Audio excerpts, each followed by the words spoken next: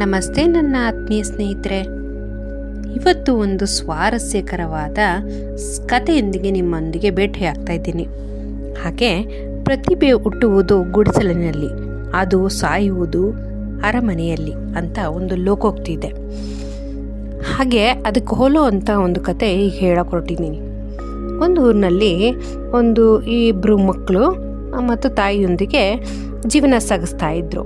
ತುಂಬ ಬಡತನ, ಒಂದು ಹೊತ್ತಿನ ಊಟಕ್ಕೂ ತುಂಬ ಕಷ್ಟಪಡುವಂಥ ಸ್ಥಿತಿ ಇತ್ತು. ಹಾಗಿರ್ಬೇಕಾದ್ರೆ ಅಮ್ಮ ದಿನ ಕೂಲಿ ಕೆಲಸಕ್ಕಂತ ಹೋಗ್ತಾ ಇದ್ರು. ಮಕ್ಕಳಿಬ್ರು ಅಲ್ಲಿ ಸಿಕ್ಕಂಥ ಹೂಗಳನ್ನೇ ಕಿತ್ತು ಚೆನ್ನಾಗಿ ಅಂದವಾಗಿ ಕಟ್ತಾಯಿದ್ರು. ಕಟ್ಬಿಟ್ಟು ಮಾರ್ತಾಯಿದ್ರು. ಊರಿನಲ್ಲಿ ಎಲ್ಲರೂ ಈ ಮಕ್ಕಳುಗಳು ಕಟ್ತಾ ಇದ್ದಂತಹ ಹೂಗಳನ್ನು ತುಂಬ ಇಷ್ಟಪಟ್ಟು ಕೊಂಡ್ಕೋತಿದ್ರು. ಸೊ ಅದೇ ಅವರ ಜೀವನದ ಆಧಾರ ಆಗಿತ್ತು.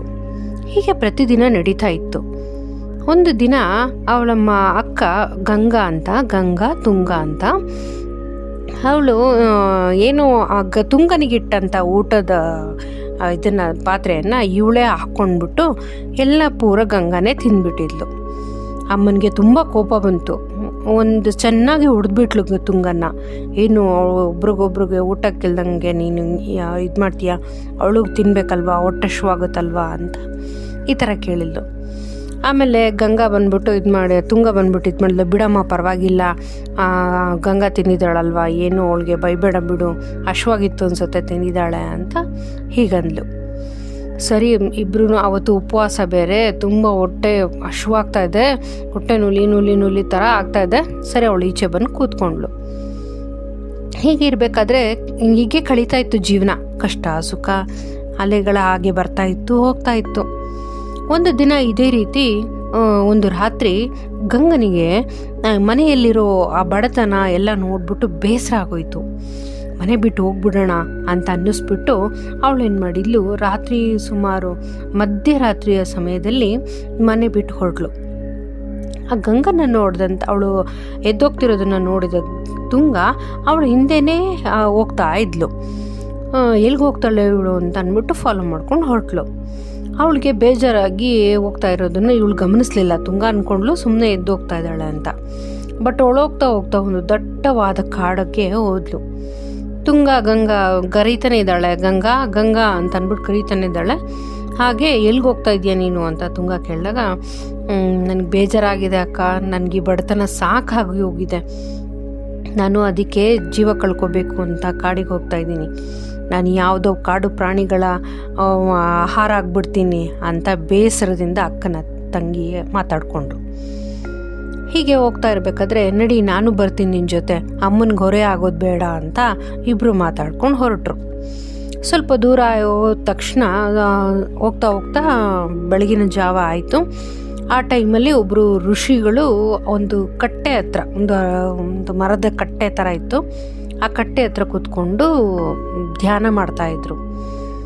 ಈ ಇಬ್ಬರು ಹೆಣ್ಮಗಳನ್ನ ನೋಡ್ಬಿಟ್ಟು ಯಾಕಮ್ಮ ಇಲ್ಲಿ ಕಾಡಲ್ಲಿ ಬಂದಿದ್ದೀರಾ, ನಿಮ್ಗೇನು ಕೆಲಸ ಇಲ್ಲಿ ಅಂತ ಕೇಳಿದ್ರು. ಅದಕ್ಕೆ ಅವರಿಬ್ರು ಅಂದರು, ಸ್ವಾಮಿಗಳೇ, ನಮ್ಗೆ ಜೀವನ ಬೇಸರ ಅನ್ನಿಸ್ಬಿಟ್ಟಿದೆ, ನಮ್ಗೆ ಸಾಕಾಗಿ ಹೋಗಿದೆ ಜೀವನ ನೋಡಿ. ಅಮ್ಮನಿಗೆ ತುಂಬ ನಮ್ಮಿಂದ ಬೇಜಾರಾಗ್ತಾ ಇದೆ ಅನಿಸುತ್ತೆ, ಅವಳ ಕಷ್ಟ ನಮ್ಮ ಕೈಲಿ ನೋಡೋಕ್ಕಾಗ್ತಾ ಇಲ್ಲ, ಅದಕ್ಕೆ ನಾವು ಬಂದ್ಬಿಟ್ವಿ ಅಂತ ಆ ಥರ ಹೇಳ್ತಾರೆ. ಸೊ ಅವ್ರೇನು ಅನ್ಕೊತಾರೆ, ಋಷಿಗಳು ಕರೆದ್ಬಿಟ್ಟು, ಹಾಗೆಲ್ಲ ಹೇಳ್ಬಾರ್ದಮ್ಮ, ಮನುಷ್ಯ ಜೀವನ ಅನ್ನೋದು ಪವಿತ್ರವಾದದ್ದು, ಎಷ್ಟೋ ಜನ್ಮಗಳ ಕಳೆದ ಮೇಲೆ ಮನುಷ್ಯ ಜನ್ಮ ಸಿಗತ್ತೆ, ಆ ಮನುಷ್ಯ ಜನ್ಮನ ಹಾಳು ಮಾಡ್ಕೋಬಾರ್ದು, ಅದನ್ನು ಒಳ್ಳೆ ಸದ್ವಿನಿಯೋಗ ಮಾಡ್ಕೋಬೇಕು ಅಂತ ಕರೆದು ಅವ್ರಿಗೆ ಒಂದು ಮಂತ್ರೋಪದೇಶ ಮಾಡ್ತಾರೆ. ಆ ಮಂತ್ರೋಪದೇಶದ ಹೇಳಿದ್ಮೇಲೆ ಅದೇನಪ್ಪ ಅದ್ರದ್ದು ಪ್ರಭಾವ ಏನಪ್ಪ ಅಂತಂದರೆ, ಒಂದು ತಂಬಿಗೆಯಲ್ಲಿ ನೀರು ತಗೊಂಡು ಒಂದು ಮಂತ್ರೋಚ್ಚಾರಣೆ ಮಾಡಿಬಿಟ್ಟು ಅದನ್ನು ಯಾರು ಅಕ್ಕ ತಂಗಿ ಇದ್ದಾರಲ್ಲ ಇವರು ಮೈ ಮೇಲೆ ಹಾಕಿದರೆ ಆ ನೀರನ್ನ ಅರ್ಧ ನೀರು ಹಾಕಬೇಕು. ಅರ್ಧ ನೀರು ಹಾಕಿದಾಗ ಅವರು ಒಂದು ಹೂವಿನ ಗಿಡ ಹಾಕ್ತಾರೆ, ಒಂದು ದೊಡ್ಡ ಗಿಡ ಹಾಕ್ತಾರೆ. ಅದು ತುಂಬ ಸುಗಂಧ ಭರಿತವಾಗಿರುತ್ತೆ. ಮತ್ತು ಎಲ್ಲೂ ಅದನ್ನು ತುಂಬ ವಿರಳವಾಗಿ ಅದನ್ನು ನೋಡಲಿಕ್ಕೆ ಸಿಗತ್ತೆ, ಅಷ್ಟು ಚೆನ್ನಾಗಿ ಇರೋವಂಥ ಹೂವು. ಯಾಕಂದರೆ ಎಕ್ಸ್ಪೆಷಲಿ ಇವ್ರು ಮಾಡ್ತಾ ಇದ್ದಿದ್ದು ಕೆಲಸ ಕೂಡ ಹೂವು ಕಟ್ಟೋದಲ್ವಾ, ಅದಕ್ಕೆ ಆ ಋಷಿಗಳು ಈ ರೀತಿ ಅವ್ರಿಗೆ ಒಂದು ಸಲಹೆ ಕೊಡ್ತಾರೆ. ಅದಾದ ತಕ್ಷಣ ಅವಳೇನು ಮಾಡ್ತಾಳೆ, ಸರಿ ಅಂತ ಪ್ರಯತ್ನ ಮಾಡಿ ನೋಡೋಣ ಇಲ್ಲಿ ಅಂತ ಅಂದ್ಬಿಟ್ಟು ಋಷಿಗಳ ಮುಂದೆನೇ ಗಂಗನಿಗೆ ತುಂಗ ಒಂದು ತಂಬಿಗೆ ಅವ್ರ ಹತ್ರ ಇಸ್ಕೊಂಡು ಒಂದು ತಂಬಿಗೆ ನೀರಲ್ಲಿ ಅರ್ಧ ನೀರನ್ನು ಮಂತ್ರೋಚ್ಚಾರಣೆ ಮಾಡಿಬಿಟ್ಟು ಹಾಕ್ತಾಳೆ. ಹಾಕಿದಾಗ ಒಂದು ದೊಡ್ಡ ಮರ ಆಗುತ್ತೆ. ಆ ಮರದ ತುಂಬ ಹೂವುಗಳು, ಅದನ್ನು ವರ್ಣಿಸೋಕ್ಕೆ ಸಾಧ್ಯ ಇಲ್ಲ, ಅಷ್ಟು ಸುಗಂಧ. ಹತ್ತಿರ 1 ಕಿಲೋಮೀಟರ್ ದೂರದಲ್ಲೂ ಕೂಡ ಅದ್ರ ಸುಗಂಧ ಹರಡ್ತಾ ಇರುತ್ತೆ, ಅಷ್ಟು ಚೆನ್ನಾಗಿರುತ್ತೆ. ಅವಳೇನು ಮಾಡ್ತಾಳೆ, ತುಂಗ ಎಲ್ಲ ಹೂಗಳನ್ನು ಹಾರಿಸ್ಕೊಂಡು ಒಂದು ಬುಟ್ಟಿಯಲ್ಲಿ ಹಾಕ್ಕೊಂಡು ಮತ್ತೆ ಆ ಮಿಕ್ಕಿದ ಅರ್ಧ ಚಂಬಿನ ನೀರನ್ನು ಆ ಮರದ ಮೇಲೆ ಹಾಕಿದಾಗ, ಮಂತ್ರೋಪಚಾರಣೆ ಮಾಡ್ಕೊಂಡು ಅದು ಮರದ ಮೇಲೆ ಹಾಕಿದಾಗ ಅವಳು ಮತ್ತೆ ಮನುಷ್ಯಳಾಗ್ತಾಳೆ. ಇದು ಈ ಅಕ್ಕ ತಂಗಿಯರಿಗೆ ಮಾತ್ರ ಗೊತ್ತು. ಅಲ್ಲಿ ನಡೆದಿರೋದು 3 ಜನ ಅಲ್ವಾ, ಋಷಿ, ಗಂಗಾ ಮತ್ತು ತುಂಗ. ಈ 3 ಜನಕ್ಕೆ ಆ ವಿಷಯ ಗೊತ್ತಿರತ್ತೆ. ಅವರು ಸರಿ ಆಯಿತು ಹೋಗ್ಬಿಟ್ಟು ಬನ್ನಿ ಅಂತ ಋಷಿ ಏನು ಮಾಡ್ತಾರೆ, ಆಶೀರ್ವಾದ ಮಾಡಿ ಕಳಿಸ್ತಾರೆ. ಇನ್ನು ಮುಂದೆ ಚೆನ್ನಾಗಿರಿ, ಯಾವುದೇ ಕಾರಣಕ್ಕೂ ಕೆಟ್ಟ ಯೋಚನೆ ಮಾಡಬೇಡಿ ಅಂತ ಹೇಳ್ತಾರೆ. ನಿಮ್ಮ ತಾಯಿ ನಿಮಗೋಸ್ಕರ ಕಾಯ್ತಾ ಇರ್ತಾಳೆ, ಹೋಗಿ ಅಂತ. ಹಾಗಂದಾಗ ಅವರು ಊರಿಗೆ ಮರಳ್ತಾ ಇದ್ದರೆ ಊರಿನಲ್ಲಿ ಅದನ್ನು ಮಾರಕ್ಕೆ ಹೊರಡ್ತಾರೆ. ಅದನ್ನು ಕಟ್ಟಿ ಮಾರಕ್ಕಂತ ಹೊರಡ್ತಾರೆ. ಒಂದು ಕೂಡ ಹೂ ಮಿಗೋಲ್ಲ, ಅಷ್ಟು ಖರ್ಚಾಗೋಗುತ್ತೆ. ಅವ್ರು ತಂದ ಅಷ್ಟೂ ಹೂಗಳು ಖಾಲಿಯಾಗೋಗುತ್ತೆ. ಮತ್ತೆ ಬೇಡಿಕೆ ಬರುತ್ತೆ, ಈ ಹೂಗಳನ್ನ ನಮಗೆ ತಂದ್ಕೊಡಮ್ಮ, ತುಂಬ ಚೆನ್ನಾಗಿದೆ, ಎಲ್ಲಿ ತಂದ್ರಿ, ಎಲ್ಲಿ ಸಿಕ್ತು ನಿಮ್ಗೆ ಈ ಹೂವು ಅಂತ. ಅವ್ರಿಗೆ ಹೇಳೋಕ್ಕಾಗಲ್ಲ, ಯಾಕಂದರೆ ಇದು ರಹಸ್ಯವಾದದ್ದಲ್ವಾ. ಸೊ ಅವ್ರೇನು ಮಾಡ್ತಾರೆ, ಇಲ್ಲ ನಾವು ತುಂಬ ದೊಡ್ಡ ಕಾಡಲ್ಲಿ ಹೋಗ್ಬಿಟ್ಟು ಇದನ್ನೆಲ್ಲ ತಂದ್ವಿ, ಸೊ ಇದು ನಮಗೆ ಅಲ್ಲೇ ಸಿಗೋದು, ಅವ್ರು ಕೊಡೋದು ಕಷ್ಟ, ನಾವು ಹೋದ್ರೇ ಕೊಡೋದು ಅಂತ ಏನೇನೋ ಹಿಂಗೆ ನೆಪ ಹೇಳ್ಕೊಂಡು ತಳ್ಳ ಹಾಕ್ತಾರೆ. ಸರಿ ಆಯ್ತಮ್ಮ, ಪ್ರತಿದಿನ ನಮ್ಗೆ ತಂದುಕೊಡಿ ಅಂತ ಅಂದ್ಬಿಟ್ಟು ಎಲ್ಲರೂ ಕೇಳೋಕ್ಕೆ ಸ್ಟಾರ್ಟ್ ಮಾಡ್ತಾರೆ. ಹೀಗೆ ಕೇಳಿ ಅವ್ರದ್ದು ಚೆನ್ನಾಗಿ ವ್ಯಾಪಾರ ಎಲ್ಲ ಚೆನ್ನಾಗಿ ಆಗ್ತಾ ಇರುತ್ತೆ. ಮನೆ ಪರಿಸ್ಥಿತಿ ಕೂಡ ಸುಧಾರಿಸಿದ್ಮೇಲೆ ಒಂದು ಸ್ವಲ್ಪ ದಿನ ಆದಮೇಲೆ ಆ ಊರಿನಲ್ಲಿ ಒಬ್ಬ ಗೌಡನ ಮಗ ಇರ್ತಾನೆ.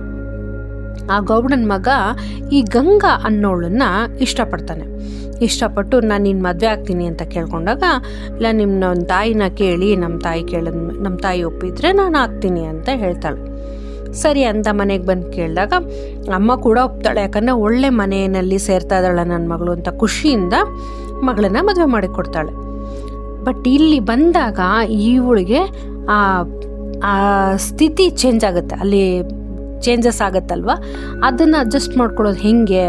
ಯಾಕಂದರೆ ಮನೆ ಸುಧಾರಿಸ್ತಾ ಇತ್ತು ಇಷ್ಟು ದಿನ, ಗಂಗಾ ಮತ್ತು ತುಂಗ ಬ್ಯಾಲೆನ್ಸ್ ಮಾಡ್ತಾಯಿದ್ರು. ಈಗ ಹೇಗೆ ಬ್ಯಾಲೆನ್ಸ್ ಮಾಡೋದು ಅನ್ನೋದೊಂದು ಕಷ್ಟ ಸಿಗಾಕೊಂತಾರೆ. ಸರಿ ಆಯಿತು, ಹೆಲ್ಪ್ ಮಾಡೋಣ ಯಾವ್ದಾರ ಇದರಲ್ಲಿ ಅಂತ ಅಂದ್ಬಿಟ್ಟು ಪ್ರತಿದಿನ ರಾತ್ರಿ ಅವಳು ಎದ್ದೋಗ್ಬಿಟ್ಟು ಮನೆಯಿಂದ ಸ್ವಲ್ಪ ಹೊರಗಡೆ ಬಂದುಬಿಟ್ಟು ತುಂಗ ಕೂಡ ಅಲ್ಲಿ ಬರ್ತಾ ಇರ್ತಾಳೆ.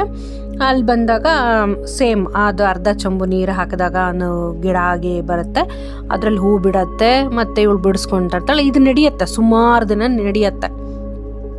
ಒಂದು ದಿನ ಗಂಡ ಅಬ್ಸರ್ವ್ ಮಾಡ್ತಾನೆ, ಎಲ್ಲಿಗೆ ಎದ್ದೋಗ್ತಾಳೆ ಇವಳು ಪ್ರತಿದಿನ ಅಂತ ಕೇಳ್ತಾ ಇರ್ಬೇಕಾದ್ರೆ ಅವ್ನಿಗೆ ಡೌಟ್ ಬರುತ್ತೆ. ಒಂದಿನ ಹಿಂಗೆ ಎಲ್ಲಿಗೆ ಹೋಗ್ತೀಯ ಅಂತ ಕೇಳಿದಾಗ, ಅದನ್ನು ಕೇಳಬೇಡಿ ಪ್ಲೀಸ್, ಯಾವ ವಿಷಯ ಕೇಳಿದ್ರು ಈ ವಿಷಯ ಕೇಳಬೇಡಿ, ನನ್ನ ಕೈಲಿ ಹೇಳೋಕ್ಕಾಗಲ್ಲ, ನಾನು ನಿಮಗೆ ಯಾವುದೇ ರೀತಿ ಮೋಸ ಮಾಡ್ತಾ ಇಲ್ಲ ಅಂತ ಅವಳು ಮಾಡ್ಕೊಂಡು ಹೇಳ್ತಾಳೆ.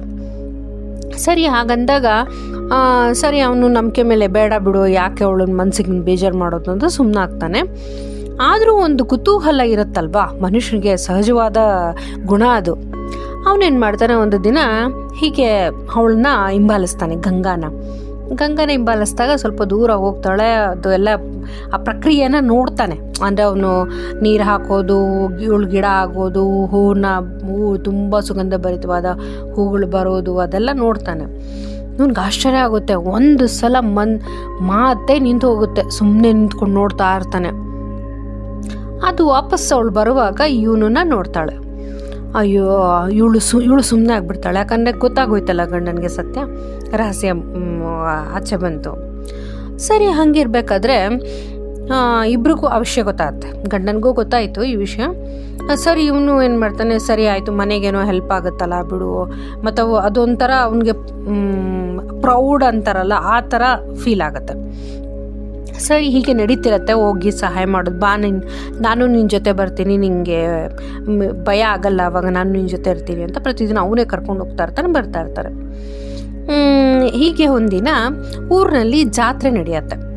ಜಾತ್ರೆ ನಡಿಬೇಕಾದ್ರೆ ಮನೆಯಲ್ಲೆಲ್ಲರೂ ನಾವೆಲ್ಲ ಹೋಗಬೇಕು ಹಾಗೆ ಅಂತ ಅಂದ್ಬಿಟ್ಟು ಹೊರಟಾಗ ಅವರೆಲ್ಲರೂ ಕೇಳುವಾಗ, ಇಲ್ಲ ಇವಳು ನಾನೇನೋ ಬರಲ್ಲ, ನನಗೆ ಬರೋಕ್ಕಾಗಲ್ಲ, ನೀವು ಹೋಗಿ ಅಂತ ಕೇಳ್ತಾರೆ. ಸರಿ ಇವನೇನು ಮಾಡ್ತಾನೆ, ಇಲ್ಲ ಅವಳು ಬರಲ್ವಲ್ಲ ನಾನು ಬರಲ್ಲ, ನೀವು ಹೋಗಿರಿ, ನೀವು ಬರ್ಬೇಕಾದ್ರೆ ಕರ್ಕೊಂಬರ್ತೀನಿ ನಾನು ಅಂತ ಇವನು ಹೇಳ್ತಾನೆ. ಮನೆಯಲ್ಲಿ ಇವರಿಬ್ಬರೇ ಇರ್ತಾರಲ್ಲ, ಅವ್ರು ಕೇಳ್ಕೊತಾಳೆ, ಇವಾಗ ಮರ ಆಗು, ಆ ಹೂನ ಬಿಡು, ನನಗೆ ಅದನ್ನ ನೋಡ್ಬೇಕಂತ ಆಸೆ ಇದೆ ಅಂತ ಕೇಳ್ಕೊತಾನೆ ಗಂಡ.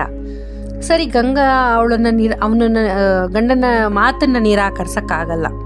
ಅವಳೇನು ಮಾಡ್ತಾಳೆ, ಸರಿ ಆಯಿತು ಅಂತ ಅಂದ್ಬಿಟ್ಟು ಅವಳೇನು ಮಾಡ್ತಾಳೆ, ಸರಿ ಒಂದು ತಂಬಿಗೆ ನೀರು ತಗೊಳ್ಳಿ, ನಾನು ಹೇಳೋ ಮಂತ್ರನ ಅದನ್ನು ಹೇಳುವಾಗ ಅದನ್ನು ನನ್ನ ಮೈ ಮೇಲೆ ಅರ್ಧ ಹಾಕಬೇಕು, ನೀವು ಇನ್ನರ್ಧನ ಉಳಿಸ್ಕೊಂಡು ಮತ್ತೆ ಆ ಹೂಗಳನ್ನೆಲ್ಲ ಬಿಟ್ಟು ಆದಮೇಲೆ ಯಾವುದೇ ಕಾರಣಕ್ಕೂ ಕೀಳಂಗಿಲ್ಲ, ಇದೊಂದು ಷರತ್ತಲ್ಲಿ. ಸೊ ಕೀಳಂಗಿಲ್ಲ, ನೀವೇನಾದ್ರೂ ಹೂನ ಮತ್ತೆ ಮರ ಆದಮೇಲೆ ಆ ಹೂನೆಲ್ಲ ಬಿದ್ದಾದಮೇಲೆ ನೀವು ಮತ್ತೆ ನೀರು ಹಾಕಿ ಆಮೇಲೆ ನಾನು ಮನುಷ್ಯಲಾಗ್ತೀನಿ ಆ ಥರ ಹೇಳ್ತಾಳೆ. ಸರಿ ಆಯಿತು, ನಾನು ನೋಡಿದ್ದೀನಲ್ವ, ನೀನು ಗಂಗಾ ತುಂಗ ಮಾಡ್ತಿರೋದನ್ನು, ಆಯಿತು ಸರಿ ನಂಗೆ ಗೊತ್ತು ಅಂತ ಅಂತಾನೆ. ಹೀಗೆ ಆಯಿತು ಅಂತ ಅಂದ್ಬಿಟ್ಟಿದ್ರು. ಒಂದು ತಂಬಿಗೆ ನೀರು ತೊಗೊತಾನೆ, ಅವಳು ಕೂತ್ಕೋತಾಳೆ, ನೀರು ಹಾಕಿದ್ರ ತಕ್ಷಣ ಅವಳು ಒಂದು ಮರ ಹಾಕ್ತಾಳೆ. ಮರ ಆಗಿ ಅವುಗಳೆಲ್ಲ ಬೀಳ್ತಾ ಇರುತ್ತೆ, ಅದನ್ನೆಲ್ಲ ಆರಿಸ್ಕೋತಾ ಇರ್ತಾನೆ. ತತ್ಕ್ಷಣವೇ ಜಾತ್ರೆಗಂತ ಹೋಗಿದ್ರಲ್ಲ ಮನೆಯ ಎಲ್ಲ ಸದಸ್ಯರು, ಆ ಎಲ್ಲ ಸದಸ್ಯರು ಮರುಕಳಿಸ್ತಾರೆ, ವಾಪಸ್ ಬಂದುಬಿಡ್ತಾರೆ. ವಾಪಸ್ ಬಂದಾಗ ಅವ್ನಿಗೇನು ಮಾಡಬೇಕು ಅಂತ ಕೈಕಾಲಾಡಲ್ಲ. ಅವನೇನು ಮಾಡ್ತಾನೆ, ಆ ಮಂತ್ರನ ತಪ್ಪಾಗಿ ಉಚ್ಚರಿಸ್ಬಿಡ್ತಾನೆ. ಉಚ್ಚರಿಸ್ಬಿಟ್ಟು ಅದು ಸರಿ ಹೋಗಲ್ಲ, ಅದು ಹಾಗೆ ಅರ್ಧ ಒಂದೇನು ಕುತ್ತಿಗೆವರೆಗೂ ಒಂದು ಮನುಷ್ಯಳಾಗಿ ಮತ್ತೆ ಉಳಿದಿದ್ದು ಮರವಾಗಿ ಹಾಗೆ ಉಳ್ಕೊಂಡ್ಬಿಡುತ್ತೆ. ಮನೆಯಲ್ಲಿರೋ ಜನ ಎಲ್ಲ ಬಂದವರೆಲ್ಲ, ಏನು ಮನೆ ತುಂಬ ಇಷ್ಟು ಸುಗಂಧ ಭರಿತವಾಗಿ ಕೂಡಿದೆಯಲ್ಲ, ಏನಾಯಿತು, ಎಲ್ಲಿಂದ ಬರ್ತಾ ಇದೆ ಇದು ಅಂತ ಹೋಗಿ ನೋಡಿದಾಗ ಆ ಮುಖ ನೋಡಲ್ಲ, ಅವ್ರ ಮರ ನೋಡ್ಬಿಟ್ಟು ಅಲ್ಲಿ ಹರಳಿರೋ ಹೂಗಳನ್ನೆಲ್ಲ ಕೀಳಕ್ಕೆ ಸ್ಟಾರ್ಟ್ ಮಾಡ್ತಾರೆ. ಷರತ್ತಿರೋದೇನು, ಅಲ್ಲಿ ಯಾವ ಹೂಗಳನ್ನು ಕೀಳಬಾರ್ದು, ಅದು ತಂತಾನೇ ಬೀಳತ್ತೆ, ಓಕೆನಾ, ಅಲ್ಲಿವರೆಗೂ ನಾವು ಏನು ಟಚ್ ಮಾಡೋಂಗಿಲ್ಲ ಮರನ, ಅರ್ಥ ಆಯ್ತಾ. ಹಾಗಿರ್ಬೇಕಾದ್ರೆ ಅವರೆಲ್ಲರೂ ಕೀಳಕ್ಕೆ ಸ್ಟಾರ್ಟ್ ಮಾಡ್ತಾರೆ. ಆ ಕಿತ್ತಾಗ ಏನಾಗುತ್ತೆ, ಅವಳು ಹೆಂಗೆ ಕೀಳ್ತಾ ಇದ್ರು ಹಾಗಾಗಿ ಅವಳ ದೇಹದ ಅಂಗಾಂಗಗಳು ಕೂಡ ಮುರ್ಕೊತಾ ಇರುತ್ತೆ. ಆ ಮಕ್ಕಳು ಎಲ್ಲ ಇರ್ತಾರಲ್ಲ, ಮಕ್ಕಳು ರೆಂಬೆಗಳನ್ನೆಲ್ಲ ಹೇಳ್ಕೊಂಡು ಹಿಂಗೆಲ್ಲ ಮಾಡುವಾಗ ಅವಳ ದೇಹದ ಒಂದೊಂದು ಭಾಗನೂ ಕೂಡ ಮುರ್ಕೊತಾ ಇರುತ್ತೆ. ಹಾಗೆ ಮುರ್ಕೊಂಡಾಗ ಅವಳೇನು ಮಾಡ್ತಾಳೆ, ಅವಳು ಫೀಲ್ ಮಾಡ್ತಿರ್ತಾಳೆ, ಅಳ್ತಾ ಇರ್ತಾಳೆ, ಅದನ್ನು ನಂಗೆ ನೋವಾಗ್ತಾಯಿದೆ ಅಂತ, ಸಾಕು ನಿಲ್ಲಿಸಿ ಅಂತ ಹೇಳ್ತಾಳೆ. ಆ ಮಕ್ಕಳು ಕೇಳಿಸಲ್ಲ ಅದು. ಅವ್ರೇನು ಮಾಡ್ತಾರೆ, ಮತ್ತೆ ಜಗಾಡೋದು, ಆ ಮರದ ಜೊತೆ ಆಟ ಆಡೋದು, ಇಲ್ಲಿ ಎಲ್ಲಿಂದ ಬಂತು ಏನೋ ಆಶ್ಚರ್ಯ ಅವ್ರಿಗೆಲ್ಲ, ಯಾಕಂದ್ರೆ ಮನೆ ಒಳಗಡೆ ನಡೆದಿದೆ ಇದು. ಸೊ ಹಾಗಾಗಿ ಆಮೇಲೆ ಏನು ಮಾಡ್ತಾರೆ, ಸರಿ ಅವನೇನು ಮಾಡ್ತಾನೆ, ನಿಲ್ಲಿಸಿ ನೀವು ಹಂಗೆಲ್ಲ ಮಾಡಬೇಡಿ, ಅದು ನನ್ನ ಹೆಂಡತಿ ಗಂಗಾ ಅದು ಅಂತ ಕೇಳುವಾಗ ಅವರೆಲ್ಲರೂ ಆಶ್ಚರ್ಯವಾಗಿ ಗಂಗಾ ಎಲ್ಲಿದ್ದಾಳೆ ಅಂತ ನೋಡುವಾಗ ಕುತ್ತಿಗೆವರೆಗೂ ಅವನು ಏನು ಹೇಳಿದ ಅಲ್ಲಿ ಮಂತ್ರ ಅರ್ಧ ಆಗಿದೆ ಅಲ್ಲಿ. ಹಾಗಾಗಿ ಅವಳ ಅರ್ಧ ಕುತ್ತಿಗೆಗೆ ಮಾತ್ರ ಜೀವ ಬಂದಿದೆ, ಉಳಿದ ಅರ್ಧ ಎಲ್ಲನೂ ಮರವಾಗೇ ಇದೆ. ಅದು ನೋಡ್ಬಿಟ್ಟು ಅವರೆಲ್ಲರೂ ಏನು ಹಿಂಗೆ ಎಲ್ಲ ಅಂತ ಕೇಳಿದಾಗ ಹಿಡಿದ ಎಲ್ಲ ವಿಷಯಗಳನ್ನ ಹೇಳ್ತಾನೆ ಮನೆಯವ್ರಿಗೆ. ನೀನು ಹೇಳಬೇಕಲ್ವಾ, ನಾವು ಹಿಂಗೆ ಮಾಡುವಾಗ ನೀನು ಹೇಳಲಿಲ್ಲ, ನಾವು ಬಂದ್ಬಿಟ್ಟು ಸಡನ್ನಾಗಿ ಈ ಥರ ಎಲ್ಲ ಮಾಡಿದ್ವಿ ಅಂತ ಅವರು ಅಳೋಕ್ಕೆ ಸ್ಟಾರ್ಟ್ ಮಾಡ್ತಾರೆ. ಯಾವಾಗ ಅದು ಆ ಮಂತ್ರ ಇದಾಗುತ್ತೋ ಇವ್ರೇನು ಮಾಡ್ತಾರೆ, ಏನೂ ಮಾಡೋದಲ್ಲೇ ಇರೋ ಸ್ಥಿತಿಯಲ್ಲಿರುತ್ತೆ. ಯಾಕಂದರೆ ಆ ಋಷಿ ಎಲ್ಲಿ ಹುಡ್ಕೊಂಡು ಹೋಗ್ತಾರೆ ಅವನನ್ನು.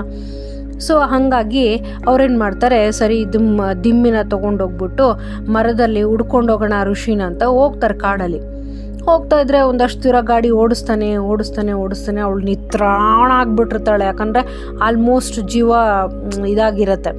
ಅಲ್ಲೆಲ್ಲ ಮಕ್ಕಳೆಲ್ಲ ಕೊಂಬೆಗಳನ್ನೆಲ್ಲ ಎಳೆದು ಎಲ್ಲ ಮಾಡಿರ್ತಾರಲ್ವ, ಹಂಗಾಗಿ ಅವಳಿಗೆ ಆಲ್ರೆಡಿ ತುಂಬ ಪೇಯ್ನ್ ಆಗಿರುತ್ತೆ. ಸ್ವಲ್ಪ ದೇಹದ ಮುಖ್ಯವಾದ ಅಂಗಗಳು ಹಾಳಾಗಿರುತ್ತೆ. ಸೊ ಹಾಗಾಗಿ ಅವಳ ಪ್ರಾಣ ಇನ್ನೇನು ಹೋಗೋ ಅಂಥ ಸ್ಥಿತಿ ಇರುತ್ತೆ.